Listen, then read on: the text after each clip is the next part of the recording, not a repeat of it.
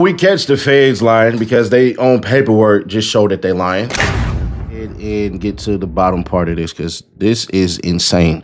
And what's alleged out of here is even crazier. So, affidavit in support of application for criminal complaint. Brittany Garcia, the special agent. She says she's a special agent with the FBI and worked with these cats since 2022. So she says, I have used various investigative techniques such as interviewing witnesses, interviewing defendants, conducting surveillance, and executing search, seizure, and arrest warrants in my federal investigations. I am familiar with how criminals use their cell phones, vehicles, and social media accounts to facilitate the commission of these type of offenses. Then she says this affidavit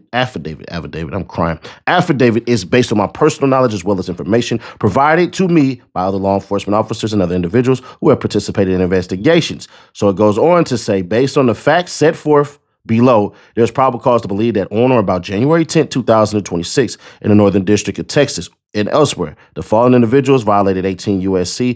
1201 A and C by knowingly combining, conspiring, and agreeing with other persons, known and unknown, to commit offenses against the United States, to wit, unlawfully seizing, confining, inveigling, decoying,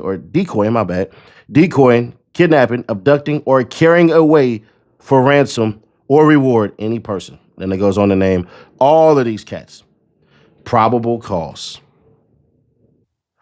Overview of the kidnapping. On January 10th, 2026, at approximately 4:50 p.m., victims who will be referred to throughout the affidavit by their initials or collectively as the victims, RD, which is Roderick Davis, that's Gucci Mane, MM, and BP, were kidnapped and robbed at gunpoint at a music studio located on Dallas Parkway in Dallas, Texas. This location is within the Dallas division of the Northern District of Texas. At approximately 1 p.m. on January 10th, 2026, the victims flew into Dallas, Texas alongside RD's head of security. Pay attention to that. Hereinafter referred to as CW, and other security officer hereinafter referred to as TD, for a scheduled business meeting between RD and suspect Williams Jr. Williams Jr. is a hip-hop artist known as Pooh Shiesty. All right, we go down and say, Shiesty has been signed to a recording contract for RD's music label, 1017. So once again, y'all know who owns the label, Roderick Davis, 1017, Pooh Shiesty. Since approximately 2021, RD and Williams were scheduled to meet because Williams Jr. was upset with the terms of his contract and wished to be released from his contractual obligations. Williams Jr. had asked RD to come to Dallas on this date so they could meet about business. At approximately 1:45, CW and TD and the victims arrived at the scheduled meeting location, a music recording studio within a larger office building. When CW and TD and the victims entered the office building, they realized the recording studio owned by an individual, hereinafter referred to as JN, was closed. While they waited for the studio to open, the five went to a liquor store and purchased liquor and plastic red Solo cups before returning to the studio. That QR code or that link in the description gonna take you to get $5 real quick just to get paid to play.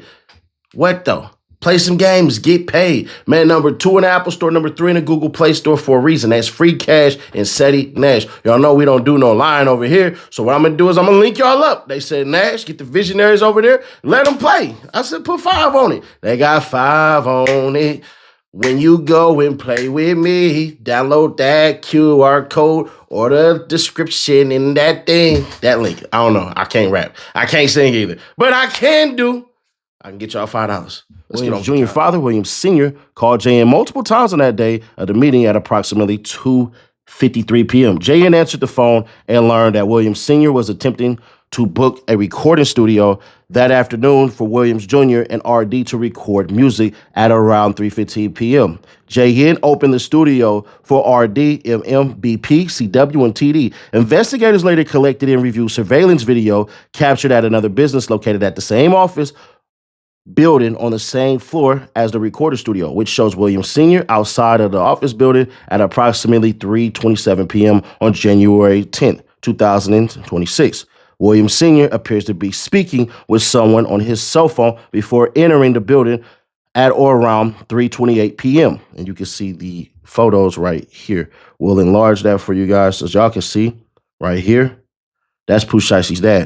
So now we go on. It says at approximately 3:39 p.m., an employee of the studio arrived to assist with production. When the employee arrived, Williams Jr. and Williams Sr. were standing at the back door of the office building, engaged in what appeared to be an argument over the phone. At approximately 3:43 p.m., Williams Jr., Williams Sr., Wright, Johnson, Waters, Rogers, Gibson, Glover, and McDaniel entered the east side of the office building. The target suspects walked through the lobby area of the office building before going inside the studio, left. One individual with a dreadlock hairstyle, later identified as Gibson, can be seen on video exiting the office building and shortly thereafter returning with a bag slung over his shoulder on the right. So as you can see right here, this is whoever the hell they're talking about. Then it says the 9 individuals entered the studio's control room where inside the victims were watching a football game. CW was positioned in the studio lobby while TD remained in the vehicle they arrived in. Depicted below are photographs of the studio lobby, left studio control room, right and studio recording room, bottom taken from Dallas Police Department, DPD. Body camera and crime scene photographs captured on the night of the offense. The victims overheard Williams Jr. talking on his cell phone, potentially with a probation or parole officer, stating that his caseworker had given him permission to be out for rec time. From what the victims could hear, Williams Jr. was informed that was not the case and he needed to return immediately. Williams Jr. agreed. Williams Jr. was wearing an ankle monitor, leading the victims to believe that Williams Jr. was on house arrest. RD told Williams Jr.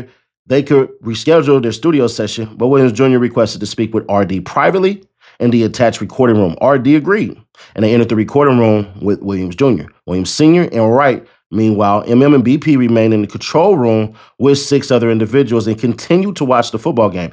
BP offered to share the liquor they purchased with the target suspects, and at least 2 accepted. I don't know why I'm like kind of giddy to read this. My bad, y'all. Grabbing the red solo cups and making a drink. Inside the control room, Williams Jr. produced purported contract, termination, or release paperwork from a bag and told RD to sign. When RD declined, Williams Jr. became agitated, and the pair started to argue. MM and BP could see inside the recording room and initially believed RD and Williams Jr. to be discussing business, but as MM saw the conversation intensifying, he texted CW, who was still in the music studio's lobby. As an argument inside the recording room ensued, Williams Jr. instructed Wright to get his bag. Wright complied. Wright complied, leaving the recording room before returning with the bag. Williams Jr. then pulled what appeared to be a black-style AK pistol from the bag and pointed it at RD, demanding again that RD sign the contractual release paperwork. RD complied, signing the paperwork for Williams Jr., while Williams Sr. and Wright stood by RD. Was not allowed to leave the recording room while he was held at gunpoint by Williams Jr. Wright pulled out a cell phone and purported to record RD signing the paperwork while being forced to say that he released Williams Jr. from their contract. After the release was signed, Williams Jr. took RD's wedding ring, watch, earrings, and cash. After RD signed the contractual release paperwork, Williams Jr. provided the paperwork to Williams Sr. and asked him if the paperwork was good. Williams Sr. advised that the paperwork needed to be dated, so Williams Jr. then forced RD to add a date next to his signature.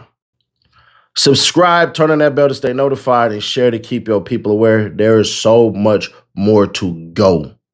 I know this is a long video, but this the video that y'all know y'all want me to read the damn paperwork on. So let's finish it. Roll it.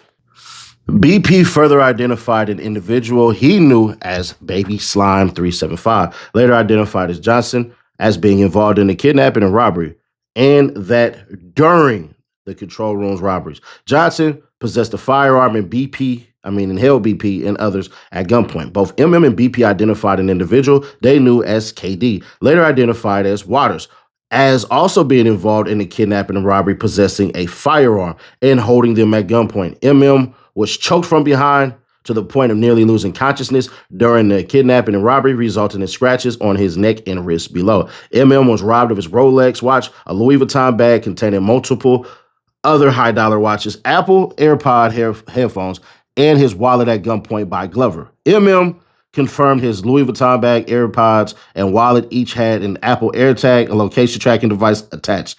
Got him.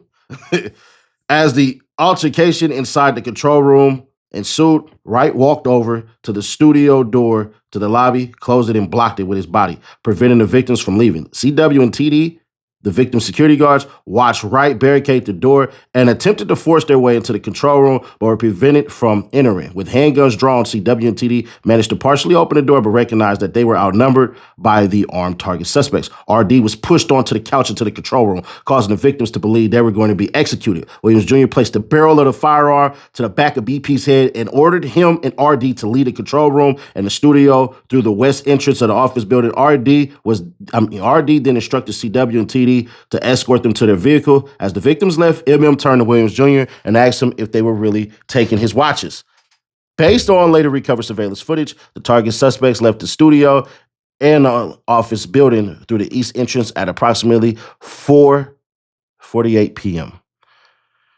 So as y'all can see, this is these cats leaving, all ski masked up and shit. Exterior surveillance videos recovered from a neighborhood building showed a white Buick Enclave, a black Dodge Charger Hellcat, and a black Dodge Ram with a distinct roll bar affixed to the bed of the trunk traveling northbound shortly after the exterior footage. We already got that part done. Sorry, I had to take a call. So y'all can see these are the vehicles leaving. According to law enforcement databases, Wright's father, also named Rodney Wright, owns the 2020 Dodge Charger Hellcat bearing the Tennessee license plate. So that's how they got him for that. They go on to say all of this shit basically. Well, we'll just read it. Forget it.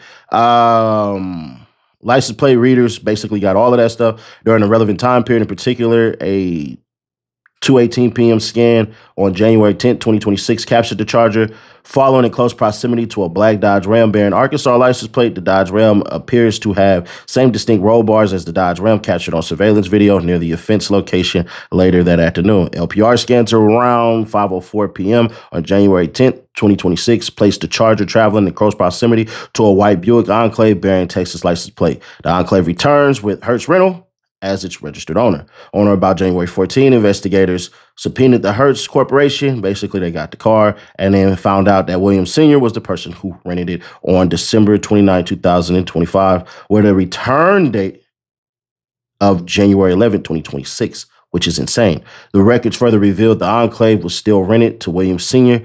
at the time of the January 10th, 2026 kidnapping and robbery. Location information provided by Hertz in response to a search warrant. We go on to say Williams is currently serving a 63-month sentence. So it goes on basically to talk about how Pooh basically was serving the 63 months for his old crime. And then it says, Staples, on the day of the offense at approximately 1:50 p.m., Williams Sr. was seen on video entering Staples. Basically, his rented Buick Enclave can be seen on surveillance video parking near the front. Basically, it's just telling cats that he went and printed the damn contract, right? So then cell phone records, that's going to show everybody that was there. You know what I mean? The records indicate Wright, Johnson, Waters, Rogers, and Gibson traveled together from Memphis, Tennessee to Dallas, Texas in the Dodge Charger Hellcat. So they go on to talk about all of this stuff on January 10th and how all of this crap basically went. So then it even talks about Williams being resided prior to, and this is what's so crazy about this shit, bro. And I'm gonna break this in a little bit. I'm gonna show you all the pictures of it. But Williams Sr., Williams Jr., Wright, Johnson, Waters, all these cats, the Dodge Charger Hellcat and Dodge Ram, are in the area of the Windrose Tower, a location Williams Jr. resided prior to moving into his new residence at 12 Cowboys Way in Frisco, Texas. They all traveled together to the area of offense location, arriving at approximately 3 p.m. The data from Williams Jr. electronic monitoring device and location information for the Buick Enclave aligned with the cell phone records. So they all go on to say that they got there to the area of the offense location, leaving at approximately 4:50 p.m. to the area of the Star in Frisco, Texas, arriving at approximately 5:07 p.m. Williams Jr., Williams Sr., right? All these cats, I'm not going to read all this stuff. Basically, it just goes on to say. So then on January 24, 2026, Flix North America, Inc., which owns Greyhound Bus Lines, responded to a subpoena with records documenting that on January 11, 2026, that these cats got on a Greyhound bus from Dallas to Memphis. You couldn't even get these cats no goddamn flights. It's not that expensive from Dallas to Memphis, but I think they probably was thinking like, bro, we can't put their faces on certain shit just in case. Anyway, cell phone records indicate on January 13th, Wright, Johnson, and Waters traveled together with the Dodge Ram from Dallas to Memphis. And then the Dodge Charger Hellcat was stolen from the Comfort Inn in the early mornings. In the early morning hours, that's some Dallas shit. So Dallas, y'all known for stealing cars too. Basically, bruh, they said it was reported stolen by an individual at TA on January 13th, 2026 at approximately 1:04 p.m. shortly after Wright left the Dallas area, Comfort Inn. That goes on to say whatever the hell. And it just goes on to show Big 30 with his people all wearing this shit, checking in to all of this stuff. So they got these cats all on camera. On January 16, 2026, the AFIS quality Latin prints lifted from the crime scene were run through AFIS the same day. You know what I'm saying?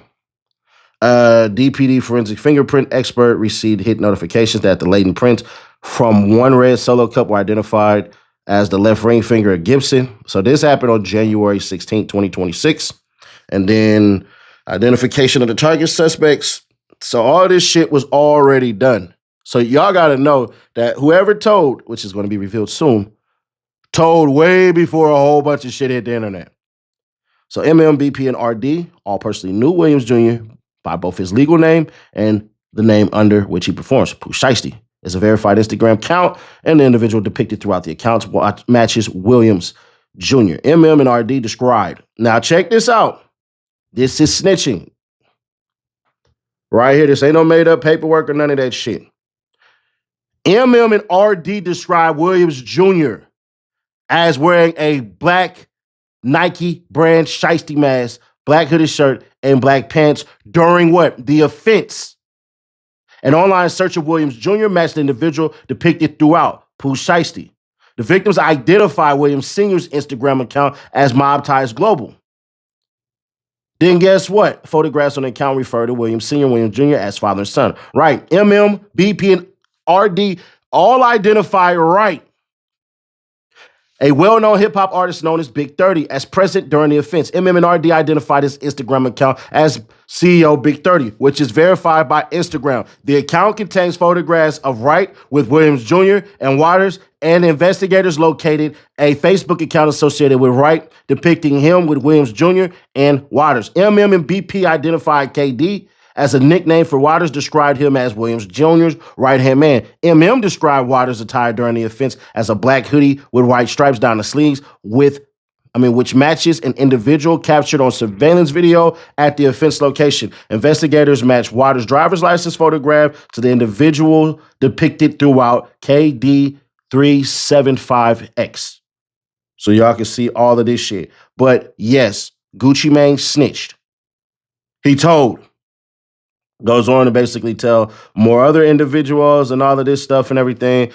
And it goes on to basically, I'll just read this shit, man. On surveillance footage from the offense location, the individual believed to be Rogers can be seen exiting the building carrying what appears to be the Louis Vuitton bag reported stolen on January 15, 2026. So he told him on January 15, 2026. Rogers posted a video showing him wearing a Rolex GMT Masters 2 Batman Rolex with an oyster steel brand that appears visually similar to the watch stolen from who provided investigators with photographs of receipt and serial number from the stolen watch. Additional post, Damn Fool 375 shows Rogers wearing shoes similar to those he wore in that offense. So here he go with all of this shit. You shining.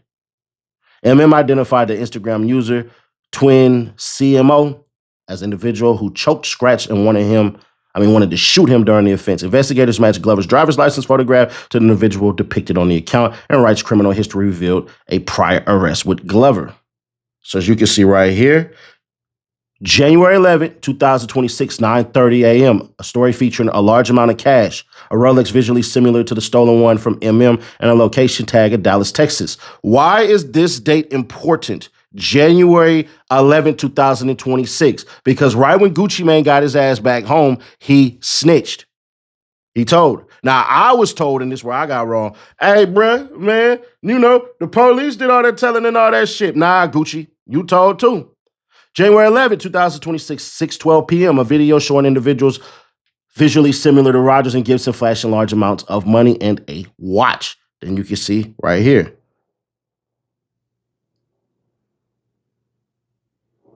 January 17th, 2026. They just not giving a damn, bruh. January 19th shows Glover wearing a necklace with a 1017 pendant that appears identical to the one stolen from BP. This is insane. These are the dumbest cats ever. BP identified an individual he knew as Baby Slime 375X as present during the offense, describing him as short, younger black male with a darker skin who wore a shiesty mask and a beanie and held BP and others at gunpoint. A December 20, 2025 Instagram story posted by twin CMO tag Baby Slime. Memphis investigators identified Baby Slime as Corday Johnson from previous gang investigations. So yeah, bro, we'll just continue on. These are the same cats, bro. They just going through and they giving y'all the descriptions, basically letting y'all know where they go. And MM over here telling every goddamn thing. It is what it is. So, yeah. Eyewitness, basically all this shit, surveillance footage and all of this shit and everything. Yeah. Eyewitness accounts state that that Williams Jr. brought RD into the recording studio and demanded RD sign the release contract. Eyewitness accounts also placed Williams Jr., all of this shit and everything, but it just goes on to say exactly what the hell actually happened. So based on the facts set forth above, there's probable cause to believe that on January 10, 2026, in the Dallas Division of Northern District of Texas, all these cats conspired to and committed kidnapping in violation of 18 USC 1201 A and C. Now, I'm going to give Gucci Mane this one out. The Fed paperwork can lie, for sure. But the Fed paperwork saying this early that you went through Instagram with them and you did all this shit, I'm curious. Young Thug, what you going to say? What you going to say, little baby? Rollo, what you going to say? What you niggas going to say? I got what y'all gonna say. Y'all gonna say, wait. So that's what we'll do. We'll wait. If Pooh Shiesty takes the stand, if Pooh Shiesty fight this and they take it to trial and all that shit and everything, hey, we'll see. But as it stands right now, according to the paperwork, Gucci Mane is a snitch. That's telling. That's snitching. That's ratting. It's the same shit that you did with goddamn Jeezy when you did that one video. So that situation that we were just talking about with the charges and so forth, do you feel like it was a setup because cats came like after you, like they was coming to get you? Yeah, I think it was a setup. Okay. Do you have any indications on who it might be? Have you heard anything on the streets? Just whatever you feel in your own heart? Well, what I'm saying? Like I say, ain't too many people got the motive to do some shit like that. I just like a detective, learn, look at the motive, who has motive to do it. And this fuck nigga, the only nigga has motive. Jeezy. Yeah. Okay. Straight up. So it's real serious then when we talking about like actually trying to like set somebody up to take someone's lives. It's on a whole nother level. It's past just the wax. It's like I guess it's scared of competition. Now Gucci say I ain't a gangster no more. I'm a civilian. I'm all this and I'm all that. All right, so be it. So be it. If Gucci is running civilian from now on, then hey, get your money, do what it do, whatever the hell. But yeah, bruh. So that whole bullshit that you tried to spin and go, oh yeah, nah. All of this BS, bro. That's not what it is. I'm not sorry for this, bro. There are parts of the story that I obviously got wrong. Obviously. But it is what it is. For the most part, shit. Gucci Mane, they didn't tell me this part for a reason. Cause they ain't know. They thinking the whole time, hey, bruh, this off-duty cop, he the one that snitched on all of us, all of this crap. Bruh, potentially the cameraman told on us. They caught up with the cameraman on the 16th. Gucci told when they landed. It wouldn't even surprise me if I'm wrong on that and Gucci went to the damn police department right after, which I doubt highly. But yeah, Gucci Mane snitched. according to the paperwork. But what do? How do we play it? Maybe we go back and we revisit Gucci Mane's whole entire thing. Because this shit is bad. It's horrible. It's horrendous. Or do we say, you know what?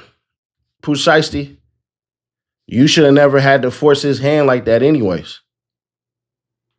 Gucci did what he had to do because he had an off-duty cop and he didn't have no choice.